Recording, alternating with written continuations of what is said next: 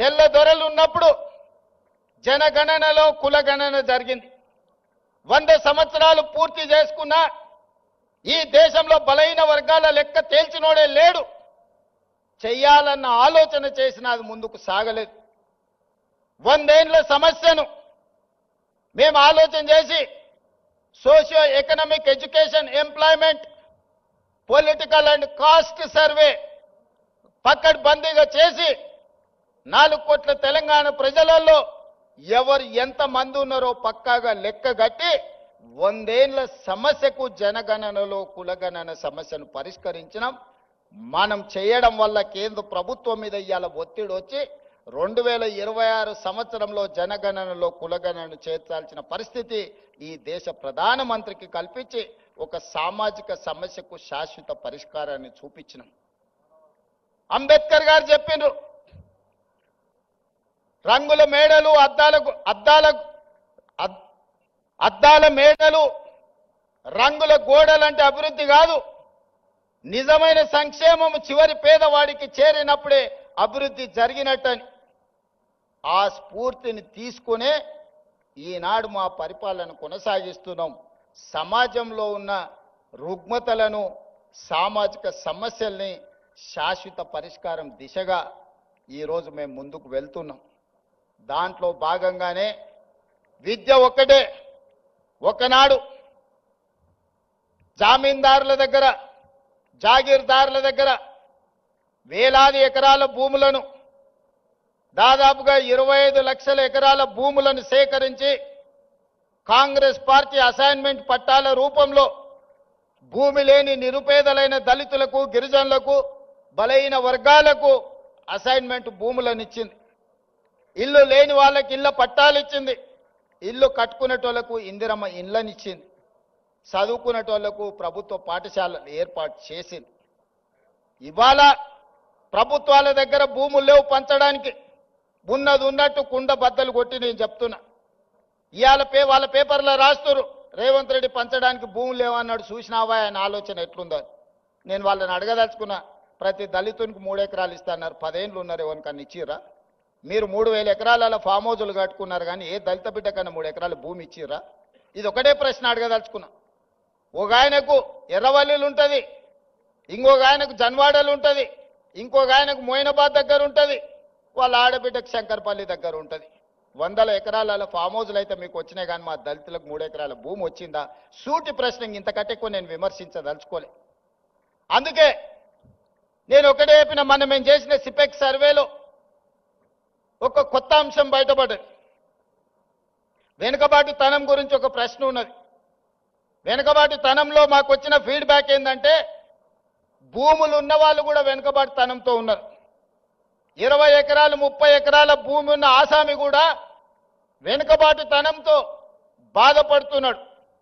నేను అడిగిన, అరే 20 ఎకరాలు 30 ఎకరాలు తెలంగాణలో అంటే ఏ మూలకు పోయినా 30-40 లక్షలకి ఎకరం భూమి కదా, 10-20 కోట్ల ఆస్తుంటే వీళ్ళని ఎట్లా వెనుకబాటుతనం అంటావు అని అంటే, మా సర్వే రిపోర్ట్ ఏం చెప్పిందంటే, చదువు లేకపోవడం వల్ల వాళ్ళు వెనుకబాటుతనాన్ని అనుభవిస్తున్నారు. భూమి కాదు సమస్య, ఆ కుటుంబంలో చదువుకోకపోవడం వల్ల, ఆ కుటుంబంలో ఎవరికి చదువు లేకపోవడం వల్ల వాళ్ళు వెనుకబాటుతనంతో ఉన్నారు. వాళ్ళు పేదరికంలో లేరు, కానీ వెనుకబాటుతనంలో ఉన్నారు. పేదరికం వేరు, వెనుకబాటుతనం వేరు. భూమి లేకపోవడం పేదరికం కావచ్చు, ఇల్లు లేకపోవడం పేదరికం కావచ్చు, చదువు లేకపోవడం వెనుకబాటుతనము. చదువు ఉంటే ముందడిగేస్తారు. ఇవాళ మీ బిడ్డలే మా కాసిం, భూమి ఎంతుందో నాకు తెలియదు, ప్రొఫెసర్ కాసిం అయి ఆర్ట్స్ కాలేజ్కి ప్రిన్సిపాల్ అయ్యింది. ఇక్కడ ఉన్న కుమార్ ఉండొచ్చు, ఆ వెనకాల ఉన్న గంట చక్రపాణి గారు ఉండొచ్చు. వీళ్ళందరూ ఇవాళ చదువుకున్నారు కాబట్టే ఈరోజు సమాజంలో ఒక గుర్తింపు గౌరవంతో పాటు వెనుకబాటుతనం అనే పదమే వాళ్ళ దరిదాపుల్లో రాకుండా ఉన్నది. అందుకే వాటిని గుర్తించిన, ఆలోచన చేసిన, ఈ సమాజంలో వివక్ష నుంచి బయటికి తీసుకురావాలి. వివక్ష అనేది గ్రామాల నుంచి పారద్రోలాలి అనంటే, వెనుకబాటుతనాన్ని నిర్మూలించాలి అనంటే, ప్రతి మారుమూల ప్రాంతంలో విద్యా అవకాశాలు పెంచాలి. ఆనాడు పండిత్ జవహర్లాల్ నెహ్రూ గారు ఎడ్యుకేషన్ ఇరిగేషన్ ప్రాధాన్యత ఉంటే, ఈనాడు అదనంగా కమ్యూనికేషన్ కూడా మనం యాడ్ చేసినాం. సోనియా గాంధీ గారు రైట్ టు ఎడ్యుకేషన్ యాక్ట్ తీసుకొచ్చారు. నేను ఇవాళ టీచింగ్ స్టాఫ్ ఇక్కడ ఉన్న మిత్రులందరికీ నా మనసులో ఉన్న ఆవేదనను నేను మీకు చెప్పదలుచుకున్నా. 1,25,000 మంది టీచర్లు ఉన్నారు. ఇవాళ 25 లక్షల పైగా పాఠశాలలు ఉన్నాయి తెలంగాణలో ప్రభుత్వాన్ని. ఆ పాఠశాలల్లో 18 లక్షల మంది విద్యార్థులు చదువుకుంటారు. కానీ ప్రైవేట్లో 11 లక్షల పాఠశాలలే ఉంటే 11,000 పాఠశాలలే ఉంటే 33 లక్షల మంది విద్యార్థులు చదువుకుంటున్నారు. మరి ఎంఏ బిఎడ్ చదువుకున్న ప్రభుత్వ పాఠశాలల్లో టీచర్లుండి 25,000 పైగా పాఠశాలలుంటే ప్రభుత్వ పాఠశాలలో ఎందుకు విద్యార్థులు తక్కువ ఉన్నారు? టీచర్లు ఉన్న దగ్గర పిల్లలు లేరు, పిల్లలు ఉన్న దగ్గర టీచర్లు లేరు. ఇట్లాంటి సమస్యలు ఎందుకు వస్తున్నాయి అని మేము చూసినాం. విద్య అందుబాటులో ఉంది, కానీ నాణ్యమైన విద్య లేదు. ఈరోజు సమాజానికి విద్య సమస్య కాదు, నాణ్యమైన విద్య సమస్య. ఇవాళ ఇంజనీర్లకు కొదవలేదు, సర్టిఫికెట్లు ఉన్న ఇంజనీర్లు ఉన్నారు, కానీ వాళ్ళకు అవసరమైన నైపుణ్యం లేదు. అందుకే క్వాలిటీ ఎడ్యుకేషన్ స్కిల్స్ ఇవాళ విద్యార్థులకు ఇవ్వాలి అని నాణ్యమైన విద్య కోసం, సాంకేతిక నైపుణ్యం కోసం ఈరోజు మనము కష్టపడాల్సిన అవసరం ఉన్నది. ఇక్కడున్న టీచింగ్ స్టాఫ్నైనా ఇక్కడున్న పరిపాలకులైనా నా సూచన ఒక్కటే, విద్య ఒక్కటే మన జీవితాలలో మార్పు తెస్తుంది.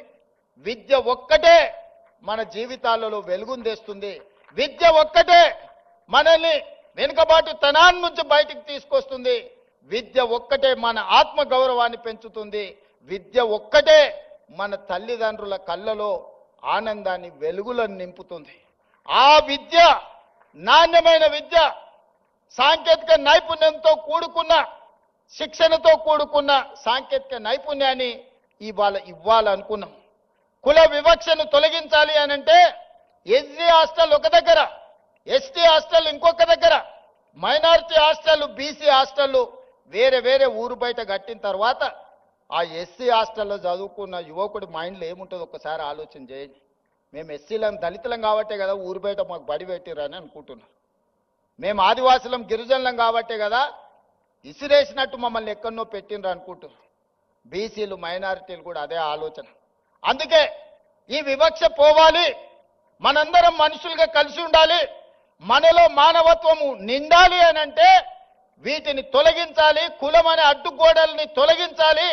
అందుకే young India integrated residential schools SC, ST, BC, minority, upper caste అందరూ కలిసి చదువుకునే విధంగా 100 నియోజకవర్గాలలో each residential school in 25 acres campus 200 కోట్ల రూపాయలు ఒక్కొక్క పాఠశాలకి ఇచ్చి ఈ కులం అనే అడ్డుగోడల్ని తొలగించి అందరు కలిసి కట్టుగా 2,500 నుంచి 3,000 మంది స్టూడెంట్స్ ఒక్కొక్క పాఠశాలల్లో దాదాపుగా 100 నియోజకవర్గాలలో 2.5 నుంచి 3 లక్షల మంది విద్యార్థులు ఒక్క దగ్గర కలిసి చదువుకునే విధంగా ఈరోజు ఆ వివక్షను తొలగించడానికి యంగ్ ఇండియా ఇంటిగ్రేటెడ్ రెసిడెన్షియల్ స్కూళ్ళను మనం ప్రారంభించుకున్నాం.